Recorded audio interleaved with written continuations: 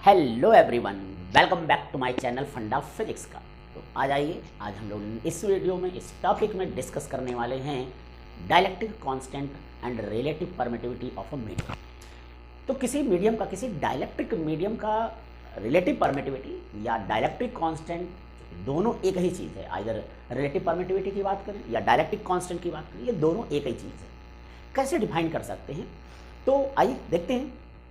अब जैसा कि यहाँ पर इसको एक डेफिनेशन के फॉर्म में मैंने दे रखा है, यानी कि डाइलेक्ट्रिक कांस्टेंट और relative permittivity of a dielectric medium. किसी डाइलेक्ट्रिक मीडियम या डाइलेक्ट्रिक मटेरियल की जो रिलेटिव परमिटिविटी है या डाइलेक्ट्रिक कांस्टेंट है वो कैसे डिफाइन है, तो करें कि is defined as the ratio of coulomb's force between two point charges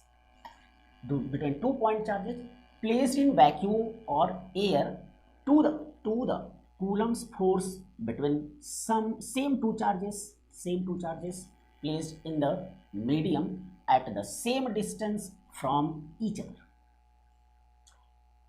That means इसकी डेफिनेशन में ये बताया कि यदि 2 पॉइंट चार्जेस वैक्यूम में रखे जाए तो उनके बीच लगने वाला जो कोलम्बियन फोर्स है, जो कूलम्स फोर्स है, और उन्हीं चार्ज को सेम डिस्टेंस पर यदि किसी मीडियम में रख दिया जाए, डाइलेक्ट्रिक मीडियम में रख दिया जाए, तो वहाँ दोनों चार्ज के बीच का जो फोर्स है, इन दोनों फोर्स का जो रेशियो है, यानी वैक्यूम में फोर्स और मीडियम में फोर्स, इनका जो रेशियो है वो कहलाता है डाइलेक्ट्रिक कांस्टेंट। दैट मीन्स कहें तो डाइलेक्ट्रिक कांस्टेंट की वैल्यू कितनी हो गई, Fe upon Fm। Fa that means force between two charges when placed in air और vacuum, and Fm that means force between same two charges separated through a same distance placed in medium। और similarly epsilon R, ये जो relative permittivity है इसको हम epsilon R से denote करते हैं, और सेम फॉर्मूला है Fa अपॉन Fm।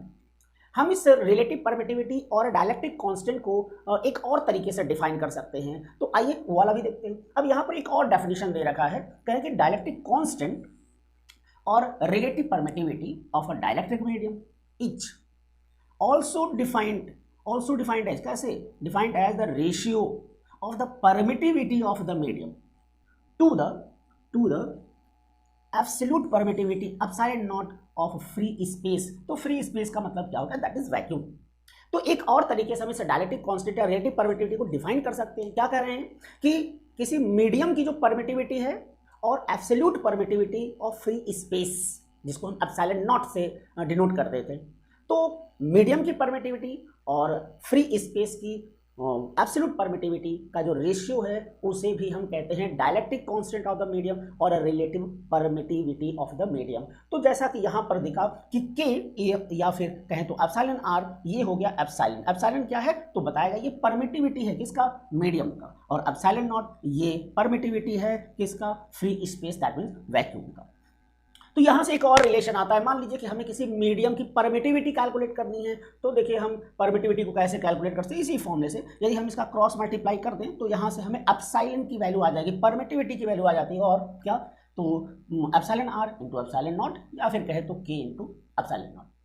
तो एक चीज़ और मैं आपको बता दूं कि यहाँ पर जो है ये एप्सिलॉन नॉट की जो वैल्यू है ये हम लोग पहले भी कूलम्स लॉ में डिस्कस किए थे, और ये वैल्यू होती है 8.85 इंटू 10⁻⁻12 कूलम स्क्वायर पर न्यूटन पर मीटर स्क्वायर। आपको एक बात ध्यान में रखनी है कि डाइलेक्ट्रिक कांस्टेंट और relative permittivity has no unit, यानी डाइलेक्ट्रिक कांस्टेंट या फिर रिलेटिव परमिटिविटी कोई यूनिट या डायमेंशन नहीं होता है, बट परमिटिविटी ऑफ मीडियम या फिर कहें तो absolute permittivity of free space, इन दोनों का यूनिट भी होता है और डायमेंशन भी होता है। तो जैसा कि यहाँ पर मैंने लिख रखा है कि एप्सिलॉन नॉट की जो यूनिट है वो आप देख सकते हैं कूलम स्क्वायर पर न्यूटन पर मीटर स्क्वायर, और इसी के अकॉर्डिंग इसका डायमेंशन भी निकाला जा सकता है। तो आइए इससे रिलेटेड हम लोग कुछ क्वेश्चंस करने वाले हैं, देखते हैं कि इससे रिलेटेड क्वेश्चंस कैसे आते हैं। तो आइए इस फर्स्ट क्वेश्चन को हम लोग देखते हैं। इस फर्स्ट क्वेश्चन में देखो क्या कह रहे हैं, कह रहे हैं कि dielectric constant of a medium is unity. Dielectric constant of a medium is unity means 1।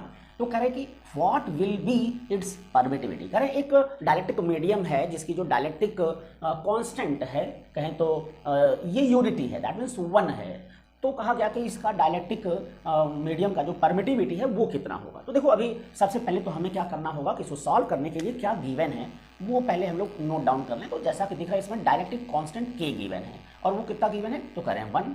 Find out क्या करना है, करें एप्सिलॉन परमिटिविटी, ये जो मीडियम है इसकी परमिटिविटी कैलकुलेट करना है, दैट मींस क्या, एप्सिलॉन।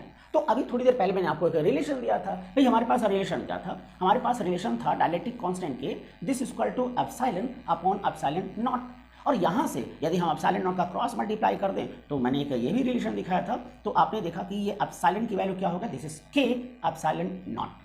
तो चलिए यहाँ पर वैल्यू रख देते हैं। तो आपने देखा के की वैल्यू 1 और एप्सिलॉन नॉट की वैल्यू होती है 8.85 10 टू द पावर -12। तो दैट मीन्स ये जो एप्सिलॉन नॉट है इसकी जो वैल्यू हो गई वो वैल्यू कितनी हो गई, this is 8.85 10 to the power -12 और इसकी यूनिट अभी मैंने बताया कूलम स्क्वायर पर न्यूटन पर मीटर स्क्वायर पर कूलम स्क्वायर पर न्यूटन पर मीटर स्क्वायर। तो चलो इस क्वेश्चन को तो हम लोग ऐसे सॉल्व कर सकते हैं। आइए एक और क्वेश्चन हम लोगों ने ले रखा है, चलो इनको भी सॉल्व करके देखते हैं। तो इनमें क्या करें कि the electrostatic force between 2 point charges placed in vacuum is 18 newton. Okay, और आगे भी कहा गया है कि if a glass slab having dielectric constant 6 is placed between 2 charges then determine the value of force. तो कह रहे हैं कि 2 पॉइंट चार्ज के बीच में जब वैक्यूम है तो उस समय जब फोर्स लगा वो 80 न्यूटन का है। यदि हम एक ग्लास स्लैब दोनों चार्ज के बीच में इंट्रोड्यूस कर दें जिसका डायलेक्ट्रिक कांस्टेंट 6 है, तो बताओ कि भैया फोर्स कितना लगेगा। तो चलिए ठीक है, कोई बात नहीं, बिल्कुल वैसे ही कर सकते हैं। पहले तो गिवन डेटा नोट करेंगे कि व्हाट इज गिवन। तो दिया है एफ ए की वैल्यू दे रखा है, फोर्स, ये हम लोग सॉल्यूशन देखेंगे। तो फोर्स दिया है कहाँ पर, एयर या वैक्यूम में दे रखा है, दैट मीन्स एफ ए की वैल्यू दे रखा है कितना, 18 न्यूटन। और क्या दे रखा है, तो जो हमने ग्लास रखा है एज अ डायलेक्ट्रिक मीडियम उसका डायलेक्ट्रिक कांस्टेंट दे रखा है, सो कितना है 6। अब आपसे पूछा क्या है कि जो मीडियम क्रिएट हो गया, तो अब आपने देखा एक डायलेक्ट्रिक मीडियम चार्ज के बीच में क्रिएट कर दिया, तो पूछ रहे हैं कि अब जो है ग्लास स्लैब रखने के बाद कितना फोर्स लगेगा। तो भाई इनसे रिलेटेड भी हमारे पास देखो एक फॉर्मूला था कि is equal to what, F A upon F M. तो चलिए वैल्यू रख लेते हैं और आप देख सकते हैं कि यहाँ पर चलिए वैल्यू रख देते हैं। तो के की वैल्यू कितनी दिख रही है, 6 दिख रही है। एफ ए, तो एफ ए की वैल्यू आपने देखा 18 और एफ एम ये हमें फाइंड आउट करना है। तो आप देख सकते हैं दिस इज 6 1 6 3 18 और दैट मीन्स यहाँ से आपने मल्टीप्लाई कर लिया, तो आपने क्या देखा कि एफ एम की जो वैल्यू आ रही है वो कितनी आ रही है, 3 न्यूटन। यानी ग्लास स्लैब रखने के बाद जो फोर्स रिड्यूस हो जाएगा और रिड्यूस होने के बाद कितना बचेगा, 3 न्यूटन। तो डायलेक्ट्रिक कांस्टेंट का जिक्र हम लोग पहले कर रहे थे, तो डायलेक्ट्रिक कांस्टेंट को आज हम लोगों ने इस वीडियो में डिफाइन भी किया है, साथ साथ उससे रिलेटेड क्वेश्चंस कैसे आते हैं वो भी हम लोगों ने इस वीडियो में कवर किया है। तो नेक्स्ट वीडियो में एक नेक्स्ट टॉपिक के साथ, एक नए टॉपिक के साथ मिलते हैं। तब तक के लिए थैंक यू, स्वस्थ रहिए, मस्त रहिए।